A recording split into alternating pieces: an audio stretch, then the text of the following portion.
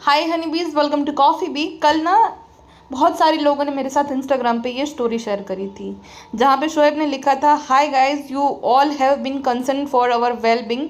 हम सब सेफ है, ठीक है। आज ही मॉर्निंग में हमने कश्मीर से हम निकल आए और हम दिल्ली जो है सेफली पहुँच चुके हैं। Thank you for all the concern. अब यहाँ तक जो है ठीक था, लेकिन उसके बाद उसने लिखा, न्यू ब्लॉग कमिंग सून।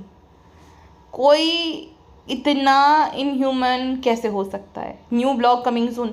अब इसने जो है जानबूझकर ना ये स्टोरी डिलीट नहीं की है, क्योंकि और फंसेगा। ऑलरेडी सबने स्क्रीनशॉट ले रखे हैं, हर जगह पे ये फैल गया है।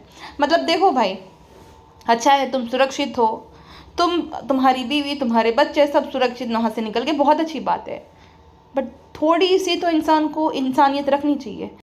जब तुम्हारे घर वालों के बारे में या तुम पे कोई कुछ बोलता है, तले जाओगे, शर्म करो, डरो। तुम्हारे अंदर वो डर नहीं है, वो इंसानियत नहीं है। हमेशा मैं इसको अप्रिशिएट करती हूँ। मुझे कितने सारे लोग कितना कुछ बोलते हैं, आप में से आधे लोग रेडिट वाले तो कितना गंदा लिखते हैं मेरे बारे में। पता नहीं, मैं बोल भी नहीं सकती, उतना गंदा लिखते हैं मेरे बारे में। बट मैं माइंड नहीं करती कि छोड़ो भाई, नहीं, शायद ये अच्छा इंसान है, बट ये अच्छा इंसान नहीं है। एक अच्छा इंसान जो होता है ना, उसकी निशानी ये होती है, वो सिर्फ अपने घर वालों तक नहीं सीमित होता। भाई तुम किसी को कुछ मत करो, इंसानियत तो रखो एटलीस्ट। हाँ, तुम किसी के पैसे से मदद मत करो, कुछ मत करो, पर इंसानियत तो इंसान के अंदर होती है ना। उसके कोई पैसे नहीं लगते हैं या हमें कोई मेहनत नहीं करनी पड़ती, बस थोड़ी सी हमदर्दी।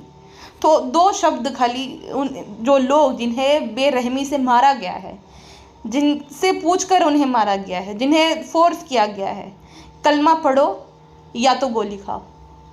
उन जिनके पैंट उतारे गए हैं उनके घर वालों के सामने, इससे बुरा कुछ हो ही नहीं सकता। मतलब कोई इतना सेल्फ ऑब्सेस्ड कैसे हो सकता है सिर्फ अपने बारे में? तुम्हारे बारे में नहीं, तुम्हारे साथ जो थे ना निकू, धर्म दादा, उन्हें ज़रूर हो जाता। अगर वो शायद से अगर वो खुलवाते ना तो बेचारे उनके साथ तो हो जाता था। और वही होता है ना कि गेहूं के साथ घुन पिसता है, तो उनको वो खामियाजा भुगतना पड़ता था। निकुद और धर्मदादा अगर होते तो बेशक जो है वो परेशानी में आ जाते थे इन लोगों की वजह से। मतलब 28 लोग मारे गए हैं, ठीक है। उनसे उनका धर्म पूछा गया कि किस धर्म के हो, क्या हो, कलमा पढ़ो, ज़बरदस्ती का। हाँ, 28 लोग मारे गए हैं, उनके बारे में थोड़ी सी भी हमदर्दी नहीं। लिखने को तुम तो वैसे तो बहुत सारी चीज़ें बोलने को बोल देते हो जो कि तुम्हारा बिल्कुल भी मतलब नहीं होता ना। इस आदमी को और उसके परिवार को, वो फ़लस्तीन वालों से मतलब है ना इंडिया से मतलब है। इनको मतलब है अपने पैसों से, ये साफ साफ पता चल जाता है। जब ये फ़लस्तीन का भी हुआ था ना, उसको कितना उसके सब्सक्राइबर ने बोला था कि आप क्यों नहीं बोलते, क्यों नहीं बोलते, तब जाके जो है उसने बोल दिया था एक बार। तो ये इतने मनी माइंडेड है, इतने ज़्यादा मनी माइंडेड है। जिसके साथ जो होना था वो हो गया। हमारा ब्लॉग आना ज़रूरी है, हम इस सिचुएशन से भी इनकैश कर लेंगे। इनका यही था। अभी देखो, ये वाला जो है पूरे देश में ये बात आग की तरह फैल, लोगों के अंदर गुस्सा, आक्रोश और हमदर्दी है। तो ये ना हमदर्दी के लिए व्लॉग डालना चाहता था कि ऐसा ऐसा हो गया एंड ऑल। अभी देखना वो सब करेंगे, हमदर्दी के लिए बैठेंगे, होठ चबा चबा कर बोलेंगे, मोनेटाइज्ड वीडियो कर देंगे कि उससे भी पैसा कमाना है ना उसको। इंसानियत तो बहुत पहले मर चुकी है शायद। ये शोएब और दीपिका की तो खास। दीपिका यूजलेस से तो क्या ही तुम एक्सपेक्ट करोगे। अच्छा, वो वहाँ पे होती और उससे पूछा जाता तुम्हारा नाम क्या है, तो वो क्या बताती? हिंदू हो कि मुसलमान हो, क्या है वो होती तो क्या होता? फैज़ा बताते कि दीपिका बताती? क्योंकि लीगली तो अभी भी वो डॉक्यूमेंट अगर उसका आईडी चेक करते तो दीपिका ही है। फिर क्या, फैज़ा बेगम तो दीपिका ही है लीगली। खैर, तो आज से अगर हम पीछे जाए 2020-2021 की मैं बात करूँ, कोविड के टाइम पे, उस टाइम पे जहाँ पे लोग मर रहे थे, बहुत सारे लोगों के पास खाने तक के पैसे नहीं थे, उस टाइम पे ये लोग क्या बोल रहे थे पता है? वीडियो बनाया थ्रेटन करने के लिए, जो शोरूम वाले हैं ना BMW के, उसको कि हमारी डिलीवरी बहुत लेट कर दी है, इनका बहुत अनप्रोफेशनल बिहेवियर है, आप उनसे BMW मत खरीदना। कौन खरीदेगा भाई? और इतनी भी इंसानियत नहीं है कि भाई वो शोरूम जो है वो नहीं बनाते गाड़ियाँ। BMW इंडियन ब्रांड नहीं है। अगर ट्रेडिंग ही बंद हो गई है, सब कुछ जो है, लॉकडाउन लग गया हर जगह पे, हर देश में, पूरी दुनिया में लॉकडाउन लगा था, तो कैसे फिर उनको भी डिलीवरी मिलेगी और तुम्हें कैसे वो गाड़ी डिलीवर करेंगे? इतनी भी बेसिक अकल नहीं थी इनके अंदर। आकर जो है उसको डिफेम कर दिया कि आप इस शोरूम वाले से गाड़ी मत खरीदना। अरे हद होती है। तुम्हारे अंदर ना उस टाइम पे इंसानियत थी, ना इस टाइम पे इंसानियत है। ना ही तुम्हारे अंदर उस टाइम पे इंसानियत थी, उस टाइम पे। चलो भाई, एक जो डिबेट आती है, मैं ये सब नहीं करती, आपको पता ही होगा, बट बात ये है कि जब हो रहा था, ठीक है, पार्टीशन, उस टाइम पे सबके पास ऑप्शन था। हम किसी की भी जो है ना देशभक्ति पे सवाल नहीं उठाते। बट अगर बात इसकी है, शोएब की, तो शोएब से पूछा गया था जब वो मूवी आया था ना बेफालतू सा, जहाँ हाथ डालते फाड़ डालते हैं, तो किसी ने पूछा कि भाई आपसे ये उम्मीद नहीं थी, आपने ऐसा क्यों दिखाया, पाकिस्तान के अगेंस्ट जो थी मूवी वो क्यों आपने साइन करी, जबकि उसमें बेवकूफ़ी से भरी मूवी थी। वो क्रिकेट खेल कर जो है डिसाइड होता है कि ये ज़मीन किसको मिलेगी, इंडिया पाकिस्तान के बीच में क्रिकेट होता है, बेफालतू सी मूवी एकदम। तो कहता है कि भाई वालेकुम अस्सलाम, पापी पेट के लिए करना पड़ता है। जिस लड़के ने वो सवाल पूछा था ना, वो उसकी देशभक्ति, उसके देश के लिए उसका प्यार दर्शाता है कि उससे देखा नहीं गया ये। लेकिन इस आदमी ने के अंदर थोड़ी सी भी ऐसा नहीं कि भाई नहीं भाई हमारा भी तो देश है, तुम्हें जैसे बुरा लग रहा है, तो it was just a movie, और कोई सेंस नहीं थी उसकी। चलो उरी होती या तो ऐसी कोई मूवी होती तो हमें समझ भी आता कि वो भाई रियल इंसिडेंट्स पे बेस है। ये तो एकदम काल्पनिक मूवी, तो काल्पनिक मूवी है ये भी तुम बोल सकते हो। या तो तुम ये बोल दो कि भाई जैसे तुम्हें अपने देश के लिए प्यार है, मुझे भी तो हो सकता है ना, ठीक है, तुम मुझे पसंद करते हो अलग बात है, बट जैसे तुम्हारे देश के लिए प्यार है वैसा मेरे अपने देश के लिए प्यार है, इसलिए मैंने वो मूवी करी। थोड़ा सा भी नहीं अपने देश के लिए प्यार या कुछ भी ऐसा। पापी पेट मतलब इनके लिए सबसे पहले आता है इनका पापी पेट। अब देखो कल की स्टोरी में ये साबित हो जाता है कि पापी पेट व्लॉग आएगा तो सिंपैथी मिलेगी, सबके अंदर जो है क्यूरियोसिटी होगी ना कि क्या हुआ होगा उनके साथ, अब सबकी हमदर्दी मिलेगी। अब देखना नेक्स्ट ब्लॉग में हमदर्दी ही लेंगे। भालू अपनी एंड में बोल देगी, ये बोल देंगी, फिर जो है अपना ही हो हा वाला ब्लॉग शुरू। बाकी भी जितने दोगले लोग हैं, जितने व्लॉगर्स हैं, उनका भी यही बात है। ऐसी बातों में ज़्यादातर उनकी ऑडियंस होती है ना बुरा मान जाती है, अगर कुछ बोलेंगे तो भारतीय संभावना ये सब, तो इनकी ऑडियंस बुरा मान जाती है। ये बुरा मानने का कॉन्सेप्ट तो मुझे समझ नहीं आता। मतलब आपके लिए ऐसे लोगों के, मतलब आप ना सिंपथाइज़र हो उन जो है आतंकवादियों के। कोई कुछ बोल रहा है तो आपको अगर बुरा लग रहा है ना तो आपकी सिंपथी है, मतलब आप उसके साथ हो। क्यों बुरा लग रहा है आपको? अगर किसी आतंकवादी को आतंकवादी बोला जाता है जिसने निर्दोषों को मारा है, और कोई उस पर कुछ बोल रहा है, रिएक्ट कर रहा है, अपने ओपिनियन दे रहा है, अगर आपको बुरा लग रहा है ना तो आपको उसके साथ सिंपथी, हमदर्दी है। क्यों हमदर्दी है? किस लिए? हाँ, जो मारे गए उनका कोई परिवार नहीं होगा। 2 पैसे बचाकर मिडिल क्लास लोग जो होंगे ना, जो एक फ़ोटो जो वायरल हो रही है, सर्कुलेट हो रही है, जहाँ पे एक पत्नी जिसका सब कुछ लूट गया, सब कुछ पैसे बचाकर वो गए होंगे, गर्मी है वेकेशन मनाने, ये विश्वास से कि अब हम सेफ हैं। टूरिस्ट के साथ तो कोई कुछ नहीं कर सकता है, लेकिन हुआ उनके साथ। वो टूट सी गई एकदम, उसकी आँख से आंसू नहीं निकल रहा था, उसको समझ नहीं आया क्या हो गया, इतनी देर में क्या हो गया। वो क्या जवाब देगी घर जाकर?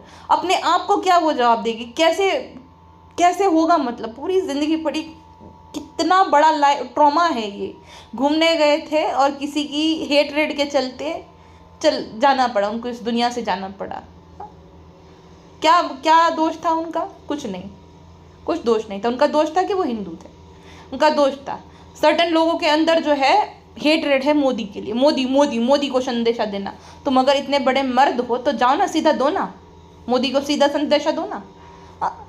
क्यों ये मासूम लोगों के हिजड़े होते हैं, वो जो निर्दोषों पे वार करते हैं, निहत्थे लोगों पे निर्दोषों पे वार करते हैं ना, वो कोई मर्दानगी नहीं है।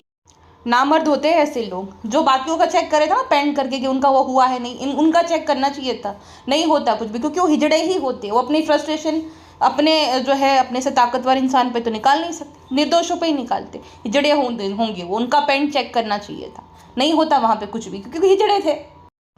एक तो मेरी समझ में ये नहीं आता है कि वहाँ पे कैसे वो लोग इतने पहुँच गए, इतने आराम से, इतना कुछ हो गया, कैसे सुरक्षा पे कितना बड़ा सवाल है ये। कैसे वहाँ पे घुस गए और टूरिस्ट के साथ ये सब हो गया। इतना ज़्यादा उनको टाइम मिल गया, आधा 1 घंटा तो मिला ही होगा। जब चेकिंग होती रहती है वहाँ पे, आप जाते हो कि आपके पास कोई हथियार तो नहीं है, कुछ नहीं है, तो वो लोग इतना आसानी से वहाँ पे घुस कैसे? और घुस तो गए, इतना टाइम मिला उनको 30 आधा घंटा या तो 1 घंटे का टाइम मिल गया। पूछ भी लिया उनसे, वहाँ पे इतने जो है 4-5 लोग वो थे, गोलीबारी हुई तो किसी को भनक भी नहीं लगी, कोई गया भी नहीं। कैसे? मतलब इतना आसानी से कैसे हो गया भाई? इतनी आसानी से जो हो रहा है ना, जो सच में बहुत ज़्यादा कंसर्निंग है। घुसपैठिए घुस गए कितने सारे, बांग्लादेशी घुसपैठिए, वहाँ से कोई बॉर्डर से आ जाता है, रहता है, जब वो डॉक्यूमेंट बनाने जाता है तब जाके पता चलता है कि अरे ये तो जो है अवैध तरीके से हमारे देश में घुस गई है। वो सीमा हैदर तो सामने आ गया ना। ऐसे कितने सारे लोग हैं जो डॉक्यूमेंट नहीं बनाते, ऐसे ही जो है झोपड़पट्टी झोपड़ा बांध के रह लेते हैं। रेलवे स्टेशन जो रहता है ना, आप जाके देखना, उनकी पटरी के आसपास जो लोग झोपड़े बांध बांध कर रहते हैं ना, आधे उसमें घुसपैठिए रहते हैं, क्योंकि ना फिर वहाँ पे थोड़ी पैसा देना पड़ता है उनको, बस झोपड़ा बांधा रह लिए, फिर मजदूरी कर लेंगे। मजदूरी में कोई आईडी कार्ड लगेगा नहीं तुमको, तो वो मजदूरी वगैरह कर लेंगे। और ज़्यादातर लोग क्या होते हैं कि भाई 100-200 रुपये कम दे देंगे, लेकिन काम हो जाएगा अपना। तो इस तरीके के लोगों की मेंटलिटी है। बांग्लादेशी, पाकिस्तानी सीमाएँ तो पकड़ी गई, ऐसे कितने सारे होंगे जो पकड़े नहीं गए, ईजीली आ जाए। इतना ज़्यादा बढ़ चुका है ये सब, सुरक्षा पर सवाल उठ रहा है। ये घुस गए, सोचो कहाँ गया, कौन इस बात की जो है जिम्मेदारी उठाएगा कि हमारी गलती से जो है वो आ गए। लोकल से तो भाई तुम इतना ज़्यादा चेकिंग वहाँ पे चलती रहती है कश्मीर में, तो इनको क्यों नहीं चेक किया गया कि ये हथियार लेकर घुस आए हैं? इनको क्यों नहीं चेक किया गया? ये सेफ्टी के मामले में भी आउटरीच होना चाहिए कि भाई हम सुरक्षित ही नहीं है, अपने घरों में हम सुरक्षित नहीं है। क्या पता कल को, अब गेटेड सोसाइटी है जो भी है तो वो भी ना सिक्योरिटी ही है। कल को कोई भी कुछ भी कर ले तो हम थोड़ी सुरक्षित है। अगर कोई घुसपैठिए घुस रहे हैं और उन्हें घुसने दिया जा रहा है तो कल को देश के किसी भी नागरिक को नुकसान पहुंचा सकता है। हमारी तो ज़िंदगी की कोई कीमत है ही नहीं फिर। तो ऐसा ना हो, इसलिए हमें खुद को ही सतर्क होना पड़ेगा। ऐसा कहीं पे भी आपको दिख जाए कोई घुसपैठिया या तो कोई, चाहे बर्तन धोने वाले, खाना बनाने वाले, कितने भी सस्ते में वो क्यों ना माने, आपको कंप्लेन करनी है। वो आपको भी नुकसान पहुंचा सकती है या तो किसी और को नुकसान पहुंचाएगी, लेकिन नुकसान तो हमारा ही होगा ना। तो ऐसे लोगों को देख कर ही ऐसे लोगों की कंप्लेन कर दो, पता चले कि भाई ये है ऐसा। कोई वो जब पुलिस वेरिफिकेशन के लिए डॉक्यूमेंट मांगा जाता है ना, आप बोलोगे कि भाई दो हमें देना है, तो वो नहीं, बहाने मारेंगे, तो वहीं पे जो है वो रेड फ्लैग है कि वो उसके पास कोई है नहीं दिखाने के लिए, इसलिए वो मना कर। बाकी एक बात मेरी समझ में नहीं आती, जो हमेशा मुझे भी एक बात के लिए हेट दिया जाता है कि अरे ये तो गोदी यूट्यूबर है, अरे ये तो मोदी सपोर्टर है। अरे भाई, मैं कभी किसी के बारे में, किसी और पार्टी के बारे में कुछ भी बुरा बोलती हूँ क्या? मतलब अगर मैं किसी को उसकी, अगर कोई मुझे पसंद है तो उसमें क्या गलत बात है? मैं किसी को भी मोक नहीं करती हूँ, ठीक है। बाकी जो पार्टी उसके जो है लीडर को कभी मैं ऐसे जो नाम से बुलाते, मैं कभी ये सब नहीं करती हूँ, ठीक है भाई। मैं तो मानती हूँ कि एक स्ट्रॉन्ग अपोजिशन होना चाहिए। तो अगर मुझे किसी एक पार्टी के सदस्य के लिए, उसके अच्छे काम के लिए मेरे मन में रिस्पेक्ट है, तो उसमें मैं गोदी यूट्यूबर कैसे बन गई? कल ही जब मैं वो पॉडकास्ट अपलोड करी थी ना, अरे ये गोदी यूट्यूबर है, ये ऐसा ऐसा करती, तुम्हें नहीं बोलना चाहिए। क्यों भाई? जब तुम उसे बुरा बोल सकते हो तो मुझे तो उसकी थोड़ी बात अच्छी लगती है, तो मैं उसके बारे में अच्छा क्यों ना बोलूँ, उसके काम को अच्छा क्यों ना बोलूँ? बिल्कुल, आपके मन में जो भी है मैं उस चीज़ के लिए उसको डिफेंड नहीं करूँगी, बट आपको भी रिस्पेक्ट करनी चाहिए ना। अगर किसी का अलग डिफरेंट पॉलिटिकल ओपिनियन है तो आप रिस्पेक्ट करो उसके पॉलिटिकल ओपिनियन की। जस्ट बिकॉज उसका डिफरेंट पॉलिटिकल ओपिनियन है, आप उसके लिए इतनी ज़्यादा नफरत पाल लेते हो, उसके बारे में इतना ज़्यादा बड़ा स्ट्रॉन्ग ओपिनियन बना दिया। किसी ने तो ये भी बोल दिया कि सर्टन पार्टी ने तो अब जो है सबको फंडिंग करना शुरू कर दिया, इस वजह से पीआर कर रही है। कुछ भी, मतलब उनको क्या ज़रूरत है? मतलब मेरे से पीआर कराने की या किसी से भी पीआर कराने की उनको क्या ज़रूरत है? ये समझ नहीं आता। तो लोगों के मन में ये जो भी हुआ ना, जो बोला कि ज़्यादा मोदी को बता देना ये हमने किया है, ये वही बात है कि किसी पॉलिटिशियन से नफ़रत में इतने अंधे हो गए हैं कि निर्दोषों की जान लेते हैं और प्राउडली ये चीज़ को फ्लॉन्ट करते हैं, प्राउडली जो है बताते हैं कि जाना बता देना, तुम्हें हम नहीं मारेंगे। तुमने बहुत बहुत महानता वाला काम किया है किसी निर्दोष को मार के, और उस निर्दोष की लाचार पत्नी को ये बोलकर कि तुम्हें नहीं मारेंगे, तुम पे एहसान कर रहे हैं क्योंकि हमें संदेशा पहुंचाना है। एक परिवार तो कथा सुनने के लिए गया था, गुजरात का ही परिवार था, कथा सुनने के लिए गया था, बाप बेटा और उसकी मम्मी। उस बाप बेटे को भी मार दिया गया। वो जो उनकी वाइफ है वो भी बहुत ही ज़्यादा गंभीर हालत में है, वो उनके साथ भी कुछ भी हो सकता है। अगर वो बच गए तो वो जो सदमा होगा, जवान अभी टीनेजर था वो, और पति को खो देने का, कोई कसूर नहीं था, बेचारे खाली ऐसे टहल रहे थे। कथा ख़त्म हुई तो थोड़ा टहलने गए, तो वो औरत, वो लेडी के लिए पूरी ज़िंदगी कितनी कठिन हो जाएगी, ज़िंदगी सज़ा बन जाएगी।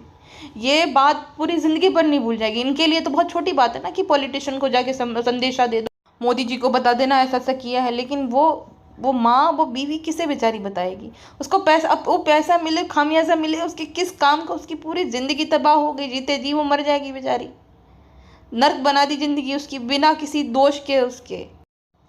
वो वीडियो जहाँ पे आवाज़ भी आ रही ना, आवाज़ सुन के भी डर लगेगा। सोचो जिन पे चली होगी गोलियाँ कितना, और जो मैंने वीडियोस देखे जहाँ पे रोन दिया है किसी के शरीर को, कैसे हिम्मत आती है, कहाँ से इतना जो है भाई ताकत आती है किसी की जान लेने की? कहाँ से है, कैसे? मतलब राक्षस है ये लोग जो दूसरों की जान ले लेते, मासूम लोग। बाकी ऐसी असुरक्षित जगह पे जाकर ऐसे लोकल्स जो कि मिले जुले हैं ऐसे आतंकवादियों के साथ, इनकी मदद करने की कोई ज़रूरत ही नहीं।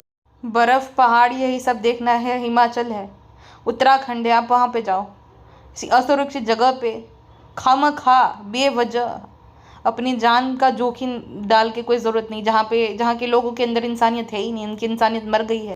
जहाँ के लोकल मिल गए हैं आतंकवादियों के साथ, क्योंकि ये आसानी से हो ही नहीं सकता ना। लोकल अगर उनके साथ नहीं मिले जुले तो हो ही नहीं सकता है। इतनी टाइट सिक्योरिटी के बावजूद अगर कोई घुस जाता है आराम से, एक आध घंटा तक जो है वो पूछता है, इतना टाइम मिल जाता है उसको, तो लोकल के सपोर्ट के बिना ये कुछ पॉसिबल है? बिल्कुल भी नहीं। तो इतनी खतरनाक जगह पे जाकर कि भाई ये है वो है, वादियाँ है, वादियाँ तो हर जगह पे है, महाराष्ट्र में भी है। अगर जिसको घूमना ये वादियाँ पसंद है मुझे बताना, बारिश के सीज़न में मैं आपको बहुत सारी जगह सजेस्ट कर दूँगी, ठीक है? तो वहाँ पे जाओ। अगर हाउस बोट का ही शौक़ है तो केरला पे भी है, वहाँ पे जाओ। अगर ये पहाड़ बर्फ़ देखनी है तो आप हिमाचल में चले जाओ, उत्तराखंड में चले जाओ, बहुत सारी जगह है ऐसी।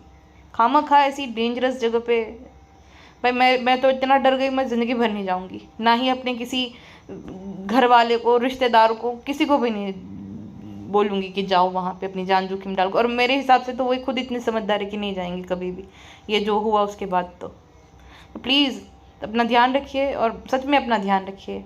ऐसी लोग जो है ना एकदम अंधे हो गए अब नफ़रत के अंदर जो है। तो अपना ध्यान रखिए, अपने परिवार वालों को भी ध्यान रखिए, और ऐसी छोटी छोटी बातों का तो और भी ज़्यादा ध्यान रखिए। अभी के लिए बस इतना ही। मैं मिलूँगी आपको नेक्स्ट पॉडकास्ट में, और अपना सच में ध्यान रखो प्लीज़।